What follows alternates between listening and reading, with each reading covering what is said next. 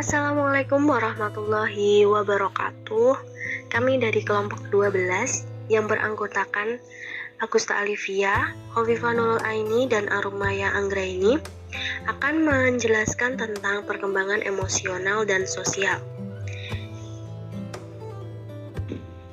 Yang pertama ada pengertian perkembangan emosional.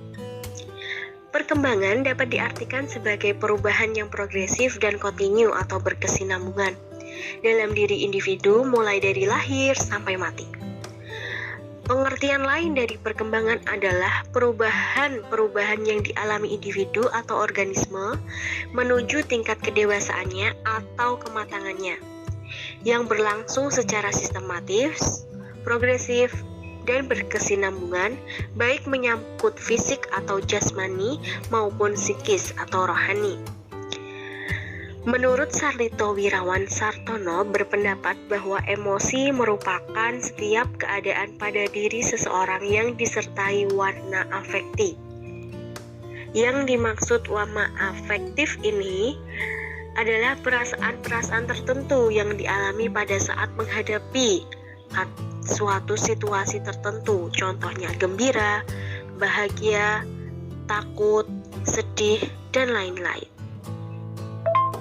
Aspek-aspek kecerdasan emosional.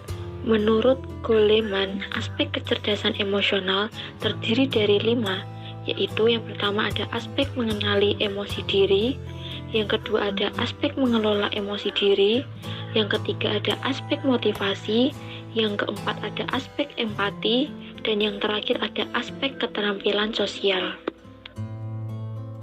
Untuk yang pertama ada aspek mengenali emosi diri. Pengenalan diri yaitu mengenali perasaan sebagaimana yang terjadi, mengetahui apa yang kita rasakan pada suatu saat, dan menggunakannya untuk memandu pengambilan keputusan diri sendiri, memiliki tolak ukur yang realitas atas kemampuan diri dan kepercayaan diri yang kuat. Dalam pengertian Islam, dimensi kesadaran diri sesungguhnya dikenal sebagai proses muraqabah dan muhasabah. Muraqabah adalah suatu proses dalam diri manusia saat mengawasi amal perbuatannya dengan mata yang tajam. Hal ini didasarkan pada Quran Surah An-Nisa ayat pertama yang berbunyi, sesungguhnya Allah selalu menjaga dan mengawasi kamu. Rasulullah bersabda bahwa hendaknya umat muslim senantiasa mengawasi amal perbuatan diri sebagaimana hadis Abu Nuaim berikut. Beribadalah kepada Allah seolah-olah engkau melihatnya, sekalipun kamu tidak melihatnya, tetapi dia melihatmu. Proses kesadaran diri yang kedua adalah muhasabah. Muhasabah adalah menilai dan menimbang kebaikan serta keburukan yang telah diperbuat oleh diri. Hal ini menjadikan ladang koreksi diri untuk memperbaiki amal ibadah di masa depan. Koreksi diri ini didasarkan pada ayat berikut. Hai orang-orang yang beriman, bertakwalah kepada Allah Subhanahu wa Ta'ala, dan hendaklah setiap diri memperhatikan apa yang telah diperbuatnya untuk hari esok, yaitu akhirat, dan bertakwalah kepada Allah Subhanahu wa Ta'ala. Sesungguhnya Allah Subhanahu wa Ta'ala Maha mengetahui apa yang kamu kerjakan. Quran Surah Al-Hasr ayat 18. Yang kedua ada aspek mengelola emosi diri. Mengelola emosi dan pengendalian diri yaitu mengelola perasaan secara tepat, mengenali emosi kita sedemikian sehingga berdampak positif pada pelaksanaan tugas, peka terhadap kata hati, dan sanggup menunda kenikmatan sebelum tercapainya suatu sasaran, mampu pulih kembali dari tekanan emosi. Dalam Islam, kemampuan mengendalikan emosi dan menahan diri disebut sabar. Orang yang paling sabar adalah orang yang paling tinggi dalam kecerdasan emosionalnya. Ia biasanya tabah dalam menghadapi kesulitan. Ketika belajar, orang ini tekun. Ia berhasil mengatasi berbagai gangguan dan tidak memperturutkan emosinya. Ia dapat mengendalikan emosinya. Ketika manusia merasakan gejolak emosi dalam dirinya, Al-Quran menganjurkan manusia untuk mengendalikan emosi yang dirasakan. Sesungguhnya mengontrol diri dengan mengingat-ingat Allah. Hal ini sesuai dengan Quran Surah Ar-Rod ayat 28 yang berbunyi, orang-orang yang beriman dan hati mereka menjadi tentram dengan mengingat Allah. Ingatlah, hanya dengan mengingat Allah lah hati menjadi tentram. Aspek motivasi. motivasi diri sendiri, yaitu menggunakan hasrat kita yang paling dalam untuk menggerakkan dan menuntun kita menuju sasaran, membantu kita mengambil inisiatif dan bertindak sangat efektif, dan untuk bertahan menghadapi kegagalan dan frustasi. Hal ini senada dengan motivasi yang didefinisikan sebagai segala sesuatu yang menjadi pendorong tingkah laku yang menuntun atau mendorong seseorang untuk memenuhi kebutuhan. Menurut Dr. Baharudin, ibadah merupakan motivasi utama manusia dalam berperilaku. Hal ini dikarenakan sesungguhnya manusia tidak lain diciptakan untuk menyembah Tuhannya. Allah Subhanahu wa Ta'ala telah mewahyukan hal ini dalam Quran surah Az-Zariyat ayat 56 yang berbunyi, "Dan aku tidak menciptakan jin dan manusia melainkan supaya mereka menyembahku." Selain itu, Allah Subhanahu wa Ta'ala juga berfirman bahwa sesungguhnya segala sesuatu yang dilakukan oleh manusia tidak lain untuk beribadah kepada Allah. Katakanlah, sesungguhnya sholat, ibadah, hidup dan matiku hanyalah untuk Allah, Tuhan semesta alam. Terdapat dalam Quran surah Al-An'am ayat 162. Al-Quran juga memerintahkan kepada umat manusia untuk terus termotivasi untuk melakukan aktivitas kebaikan.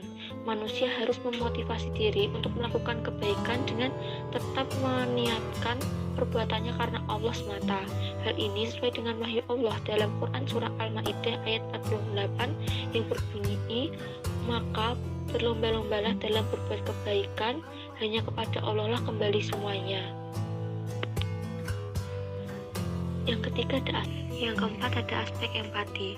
Mengenali emosi orang lain, dan empati yaitu merasakan apa yang dirasakan oleh orang lain, mampu memahami perspektif remaja, menumbuhkan hubungan saling percaya, dan menyelaraskan diri dengan bermacam-macam orang. Dalam pandangan Islam, Allah menganjurkan pada kaum beriman untuk saling menyebarkan kasih sayang dan saling menghibur di kala duka.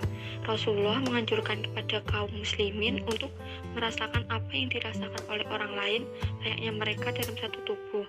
Berikut ini hadis yang diriwayatkan Muslim dan Ahmad yang menyatakan hal tersebut.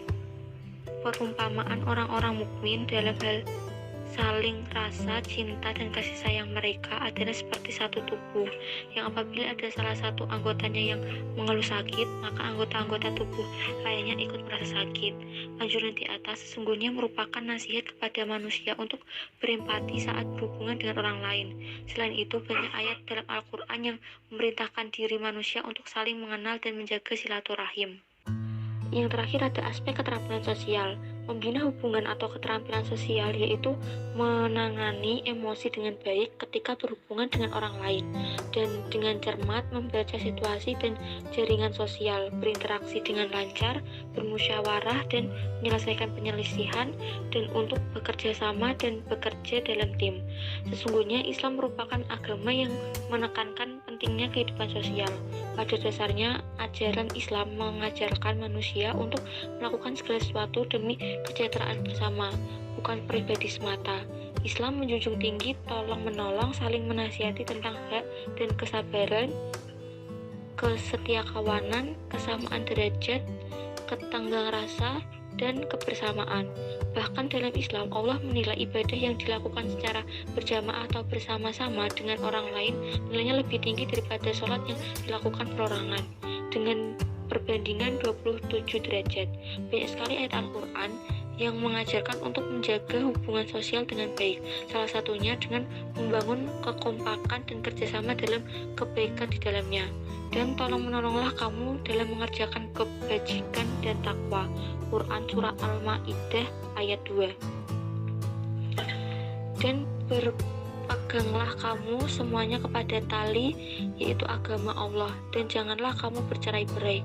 Terdapat dalam Quran surah Al-Imran ayat 103. Yang terakhir ada aspek keterampilan sosial. Membina hubungan atau keterampilan sosial yaitu menangani emosi dengan baik ketika berhubungan dengan orang lain, dan dengan cermat membaca situasi dan jaringan sosial, berinteraksi dengan lancar, bermusyawarah dan menyelesaikan penyelisihan, dan untuk bekerja sama dan bekerja dalam tim. Sesungguhnya Islam merupakan agama yang menekankan pentingnya kehidupan sosial. Pada dasarnya, ajaran Islam mengajarkan manusia untuk melakukan segala sesuatu demi kesejahteraan bersama, bukan pribadi semata. Islam menjunjung tinggi tolong-menolong, saling menasihati tentang hak dan kesabaran, kesetiakawanan, kesamaan derajat, ketenggang rasa, dan kebersamaan. Bahkan dalam Islam, Allah menilai ibadah yang dilakukan secara berjamaah atau bersama-sama dengan orang lain nilainya lebih tinggi daripada sholat yang dilakukan perorangan dengan perbandingan 27 derajat. Banyak sekali ayat Al-Quran yang mengajarkan untuk menjaga hubungan sosial dengan baik, salah satunya dengan membangun kekompakan dan kerjasama dalam kebaikan di dalamnya. Dan tolong-menolonglah kamu dalam mengerjakan kebajikan dan takwa. Quran Surah Al-Ma'idah ayat 2. Dan berpeganglah kamu semuanya kepada tali, yaitu agama Allah, dan janganlah kamu bercerai-berai. Terdapat dalam Quran Surah Al-Imran ayat 103. Selanjutnya yaitu pengertian perkembangan sosial. Menurut Hurlock, perkembangan sosial berarti perolehan kemampuan berperilaku yang sesuai dengan tuntutan sosial. Menjadi orang mampu bermasyarakat memerlukan 3 proses, diantaranya adalah belajar berperilaku yang dapat diterima secara sosial, memainkan peran sosial yang dapat diterima, dan perkembangan sifat sosial. Perkembangan sosial biasanya dimaksudkan sebagai perkembangan tingkah laku anak dalam masyarakat dengan aturan-aturan yang berlaku di dalam masyarakat di mana anak berada. Perkembangan sosial diperoleh dari kematangan dan kesempatan belajar dari berbagai respon lingkungan terhadap anak dalam periode prasekolah. Anak dituntut untuk mampu menyesuaikan diri dengan berbagai orang dari berbagai tatanan, yaitu keluarga, sekolah, dan teman sebaya. Nah, tahapan perkembangan sosial ada 4 tahap. Menurut Charlotte Buhler menjelaskan, tingkatan perkembangan sosial anak menjadi 4 tingkatan. Yang pertama, step pertama sejak dimulai umur 4-6. Anak mulai mengadakan reaksi positif terhadap orang lain. Nah, kemudian pada step yang kedua, adanya rasa bangga dan segan yang terpancar dalam gerakan dan mimiknya. Jika anak tersebut dapat mengulangi yang lainnya. Kemudian step yang ketiga yaitu jika anak telah berusia 17 lebih dari 2 tahun, mulai timbul perasaan simpati atau rasa setuju dan atau rasa antipati, yaitu rasa yang tidak setuju kepada orang lain baik yang sudah dikenalnya ataupun belum. Step yang keempat, pada masa akhir tahun kedua, anak telah menyadari akan pergaulannya dengan anggota keluarga, anak timbul keinginan untuk ikut campur dalam gerakan dan tingkah lakunya. Faktor-faktor yang mempengaruhi perkembangan sosial anak usia dini. Yang pertama, adanya minat dan motivasi untuk bergaul. Kemudian, adanya kesempatan untuk bergaul dengan orang-orang yang ada di sekitarnya dengan berbagai usia dan latar belakang. Adanya bimbingan dan pengajaran dari orang lain yang biasanya menjadi model untuk anak. Kemudian, adanya kemampuan berkomunikasi yang baik yang dimiliki anak. Bentuk-bentuk tingkah laku sosial anak. Yang pertama yaitu pembangkangan atau negativisme, berselisih atau bertengkar, agresi, menggoda, persaingan, kerjasama, mementingkan diri sendiri, serta simpati. Selanjutnya yaitu bentuk aktivitas sosial anak. Menurut Dr. Andesut Jihati Suamandri, salah satu ciri perkembangnya aktivitas sosial pada masa kanak-kanak ditandai dengan adanya hubungan atau kontak sosial baik dengan keluarga maupun dengan orang-orang di luar keluarganya, terutama dengan anak-anak seusianya. Mulai belajar untuk menyesuaikan diri dan bekerja sama dengan teman-temannya. Indikator perkembangan sosial yang pertama, anak semakin mandiri dan mulai menjauh dari orang tua dan keluarga. Kemudian, anak lebih menekankan pada kebutuhan untuk berteman dan membentuk kelompok dengan sebaya. Indikator selanjutnya yaitu anak memiliki kebutuhan yang besar untuk disukai dan diterima oleh teman sebaya. Selanjutnya, anak mulai memiliki rasa tanggung jawab. Selanjutnya, anak mampu mengidentifikasi dan memahami perasaannya sendiri.